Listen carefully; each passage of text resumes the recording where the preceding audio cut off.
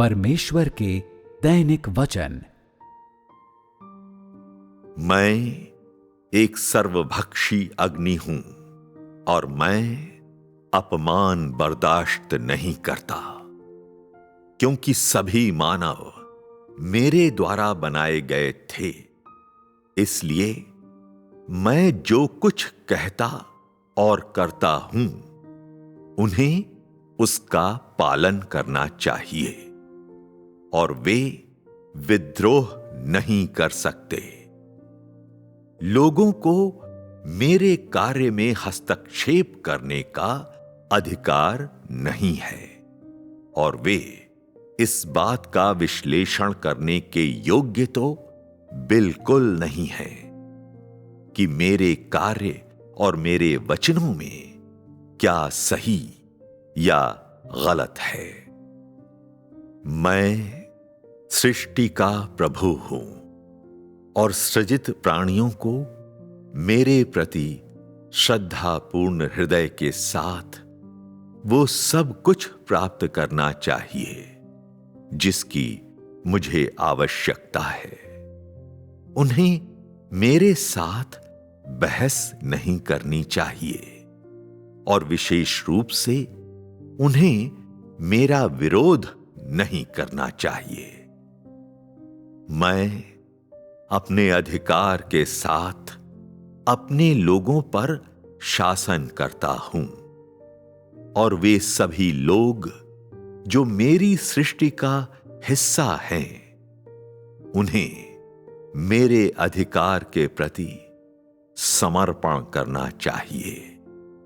यद्यपि आज तुम लोग मेरे सामने दबंग और धृष्ट हो, यद्यपि तुम उन वचनों की अवज्ञा करते हो जिनसे मैं तुम लोगों को शिक्षा देता हूं और कोई डर नहीं मानते, फिर भी मैं तुम लोगों की विद्रोहशीलता का केवल सहिष्णुता से सामना करता हूं।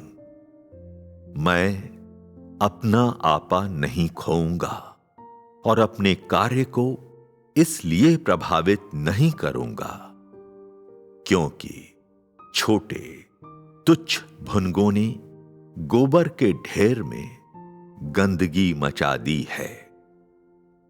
मैं अपने पिता की इच्छा के वास्ते हर उस चीज के अविरत अस्तित्व को सहता हूं जिससे मैं घृणा करता हूं और उन सभी चीजों को बर्दाश्त करता हूं जिनसे मैं नफरत करता हूं और मैं अपने कथन पूरे होने तक, अपने अंतिम क्षण तक ऐसा करूंगा।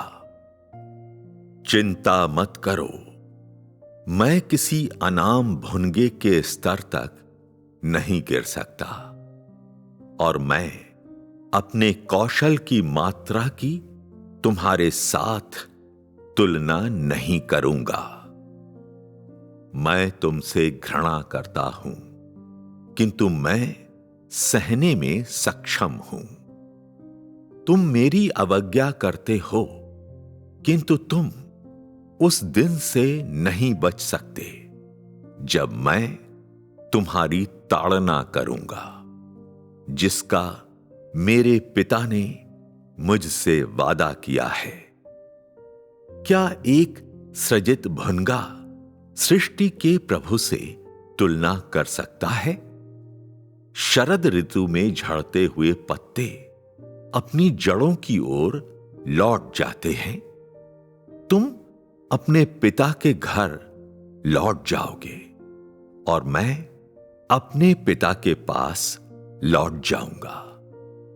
मेरे साथ मेरे पिता का कोमल स्नेह होगा और तुम अपने पिता के द्वारा कुचले जाओगे। मेरे पास मेरे पिता की महिमा होगी और तुम्हारे पास तुम्हारे पिता की शर्मिंदगी होगी। मैं उस ताड़ना का उपयोग करूंगा जिसे मैंने तुम्हारा साथ देने के लिए लंबे समय से रोक कर रखा है, और तुम अपनी दुर्गंध युक्त देह से, जो हजारों साल से भ्रष्ट हो चुकी है, मेरी ताड़ना को भुगतोगे। मैंने सहिष्णुता के साथ तुम में वचनों के अपने कार्य का समापन कर लिया होगा, और तुम मेरे वचनों से विपदा भोगने की भूमिका निभाना शुरू करोगे। मैं इस्राएल में बहुत आनंदित होऊंगा और कार्य करूंगा। तुम रोओगे और अपने दांत पीसोगे और कीचड़ में जीते और मरते रहोगे।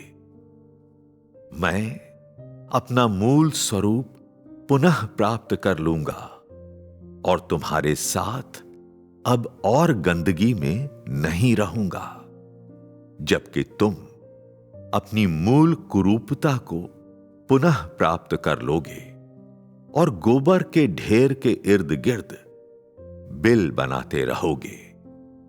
जब मेरा कार्य और वचन पूरे हो जाएंगे, तो वो मेरे लिए खुशी का दिन होगा। जब तुम्हारा प्रतिरोध और विद्रोहशीलता पूरे हो जाएंगे, तो वो तुम्हारे लिए रोने का दिन होगा। मैं तुमसे सहानुभूति नहीं रखूंगा और तुम मुझे पुनः कभी नहीं देखोगे।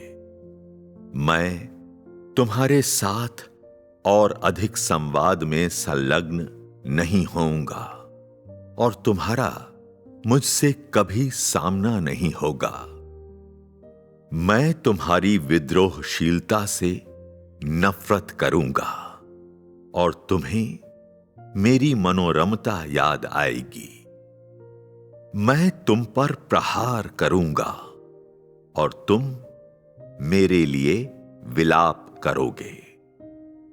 मैं खुशी से तुमसे विदाई लूंगा और तुम्हें मेरे प्रति अपने कर्ज के बारे में पता चलेगा।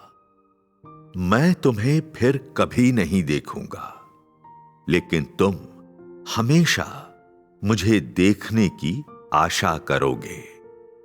मैं तुमसे नफरत करूंगा, क्योंकि तुम वर्तमान में मेरा विरोध करते हो और तुम्हें मेरी याद आएगी, क्योंकि मैं वर्तमान में तुम्हें ताड़ना देता हूं।